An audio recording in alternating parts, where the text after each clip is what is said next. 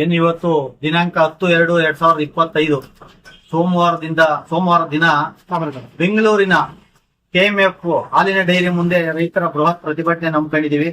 ಕಾರಣ ಇಷ್ಟೇ, ಕನಿಷ್ಠ ರೈತರು ಉತ್ಪಾದನೆ ಕೊಡ್ತಕ್ಕಂತ ಹಾಲಿನ ದರ 50 ರೂಪಾಯಿಗಳು ಹೆಚ್ಚಳ ಮಾಡಬೇಕು ಅಂತ ಹೇಳಿ ಸರ್ಕಾರದ ಮುಂದೆ ಒತ್ತಡವನ್ನ ಇರ್ತಾ ನಾವೇನ್ ಪ್ರತಿಭಟನೆ ಹಮ್ಮಿಕೊಂಡಿದೀವಿ.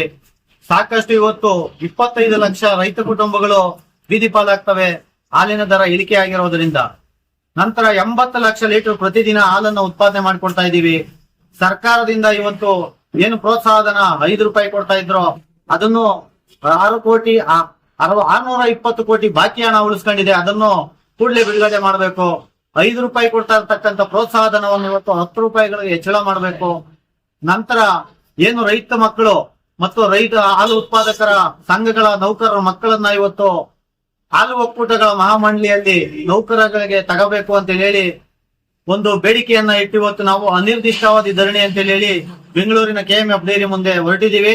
ಸರ್ಕಾರ ಈ ಕೂಡಲೇ ನಮ್ಮ ಬೇಡಿಕೆಗಳನ್ನ ಪರಿಗಣನೆಗೆ ತಗೊಂಡು ಬೇಡಿಕೆಗಳನ್ನು ಈಡೇರಿಸದೆ ಹೋದರೆ ಮುಂದಿನ ದಿನಗಳಲ್ಲಿ ಇನ್ನೂ ಉಗ್ರವಾದ ಹೋರಾಟವನ್ನ ಜಿಲ್ಲಾಧಿಕಾರಿಗಳ ಕಚೇರಿ ಮುಂದೆ ರೈತರು ದನ ಕರುಗಳು ಸಮೇತ ಬೃಹತ್ ಪ್ರತಿಭಟನೆ ಹಮ್ಮಿಕೊಳ್ಳುವಂತ ಕಾರ್ಯಕ್ಕೆ ಮುಂದಾಗ್ತೀವಿ ಅಂತ ಹೇಳಿ ನಮ್ಮ ಮಾಧ್ಯಮ ಮಿತ್ರರ ಮುಖಾಂತರ ಸರ್ಕಾರಕ್ಕೆ ಒಂದು ಎಚ್ಚರಿಕೆಯನ್ನ ಕೊಡ್ತೇವೆ.